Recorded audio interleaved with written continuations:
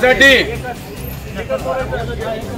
त्यांची प्रतिकात्मक पुतळा करून त्यांना धन देण्यासाठी म्हणून आज या ठिकाणी सर्व पक्षीय कुरुंदवाड शहरातील नागरिक आज या ठिकाणी जमलेले आहेत। या आशिष चव्हाणची कारनामे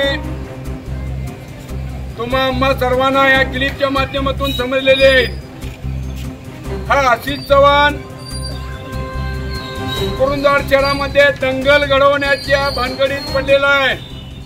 पोलीस खात्याला माझी विनंती आहे, तो दंगल घडवून जाण्याच्या आधी त्याला तुम्ही अटक करावी। अटक एवढ्यासाठी आहे, अटक आम्ही काल तुम्हाला निवेदन दिलेलं आहे, त्या निवेदनाच्या माध्यमातून त्या आशिष चव्हाणला तुम्ही अटक करणं फार गरजेचं आहे।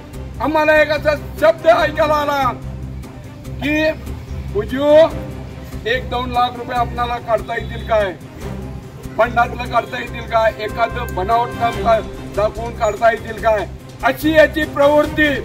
म्हणजे यापूर्वी ही क्लिप येण्याच्या पूर्वी त्यानं किती पैसे खाल्ले असतील या नगरपालिकेचे हे त्यानं याच्या अंतर्गत खात्याने आहे चौकशी होऊन त्याच्यावर शासनानं त्याच्यावर कारवाई करणं गरजेचं आहे।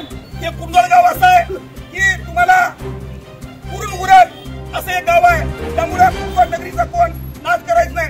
माझा अनेकदा फडणवीस साहेबांना विनंती आहे, साहेब आपण 4 दिवस तुमची 4 दिवस वाट बघतोय, आम्ही 4 दिवस तुम्ही जर त्यांच्यावर गुन्हा दाखल केला नाही तर साहेब आम्ही 4 दिवसात पोलीस स्टेशनवरती केला मी मोर्चा आणल्याशिवाय राहणार नाही।